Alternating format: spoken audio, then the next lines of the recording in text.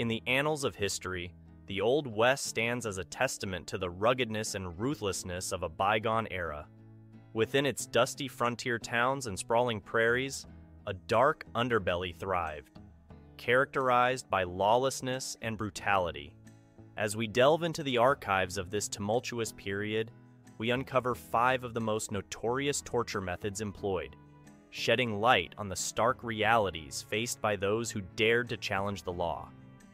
Number 1. Whipping, a brutal tool of coercion.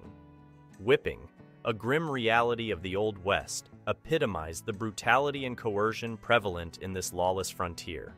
It wasn't merely a form of punishment, it was a spectacle of power, wielded by both outlaws and lawmen alike to assert dominance and instill fear.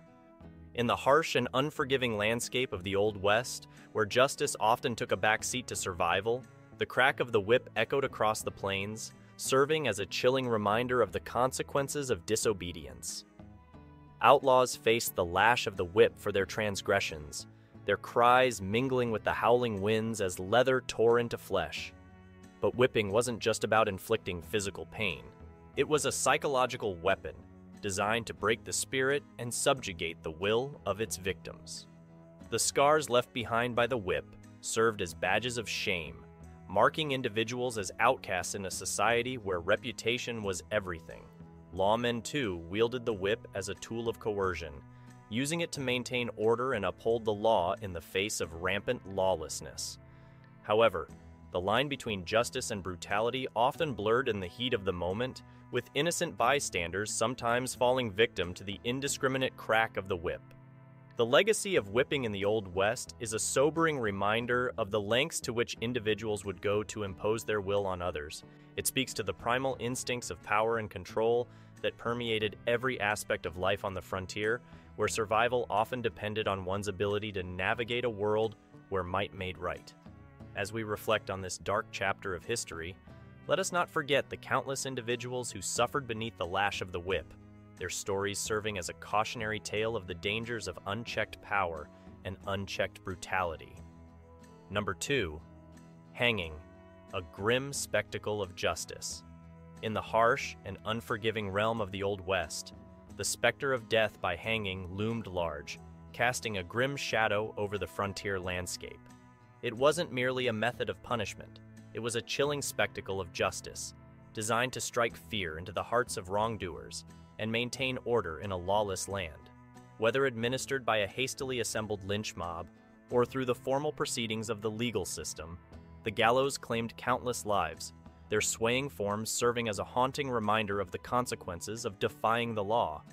The act of hanging was a public affair, drawing crowds from far and wide to witness the macabre display of justice meted out in its most brutal form. The grim spectacle of a hanging served multiple purposes in the Old West. On one hand, it was intended to deter would-be criminals, sending a clear message that transgressions would not be tolerated and would be met with swift and severe punishment. The sight of a lifeless body swinging from the gallows served as a stark warning to those tempted to stray from the path of righteousness. However, the act of hanging also served as a form of catharsis for the community, providing a sense of closure and justice for victims and their families. In a society where lawlessness often reigned supreme, the sight of a criminal meeting their end at the end of a rope offered a semblance of order and retribution. Yet, the reality of hanging was far from just and impartial. Lynch mobs often acted with impunity, dispensing their own brand of vigilante justice without regard for due process or innocence. Innocent individuals were sometimes unjustly accused and condemned to death, their lives forfeit to the unforgiving whims of the mob. Number 3. Ritualistic torture among native tribes. In the vast expanse of the Old West, the clash of cultures between Native American tribes and encroaching settlers gave rise to a dark chapter of intercultural conflict, marked by acts of retaliation and reprisal. Among the most harrowing manifestations of this conflict were the ritualistic torture methods employed by native tribes, serving as a grim testament to the brutality of frontier life. Death by 1,000 cuts was one such method, a gruesome ritual designed to assert dominance and exact vengeance upon perceived enemies. Victims faced excruciating torment at the hands of their captors, enduring a slow and agonizing ordeal that left them scarred both physically and psychologically. Each cut inflicted upon their flesh served as a symbolic gesture of retribution, with the ultimate goal of breaking their spirit and asserting the tribe's power. The practice of ritualistic torture among native tribes was deeply rooted in cultural traditions and beliefs, serving as a means of maintaining social order and preserving the tribe's identity in the face of external threats. It was not merely an act of brutality, but a ritualized expression of power and control, passed down through generations as a sacred duty to protect and defend the tribe's territory and way of life. However, the use of ritualistic torture also had profound psychological implications for both the victims and perpetrators alike. For the victims, it was a horrifying ordeal that often resulted in lasting trauma and psychological scars. For the perpetrators, it was a necessary but morally fraught duty, forcing them to confront the darkest aspects of human nature in the pursuit of tribal survival.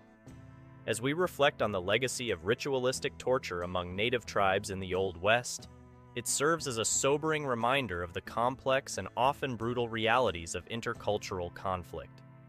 It challenges us to confront the uncomfortable truths of history and to strive for a deeper understanding of the forces that shape the world we inhabit today.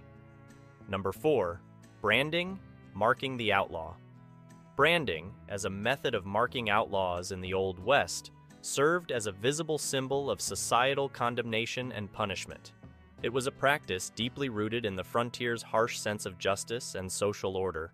When an outlaw fell afoul of the law, they faced not only physical punishment, but also the lasting stigma of being branded as a criminal. The searing heat of the branding iron against their flesh left an indelible mark, a scarlet letter of shame that they carried for the rest of their days. From a practical standpoint, branding served as a deterrent to others who might be tempted to follow a life of crime. The sight of a branded outlaw served as a stark warning, a reminder of the swift and unforgiving justice awaiting those who dared to defy the law. Yet, branding was not merely a means of punishment. It was also a form of social control. Branded individuals faced social ostracism and scorn, shunned by law-abiding citizens, and forced to live on the fringes of society. In the unforgiving landscape of the Old West, reputation was everything, and a brand marked its bearer as an outcast. However, branding also had its critics, who viewed it as a cruel and barbaric practice that violated basic principles of human dignity.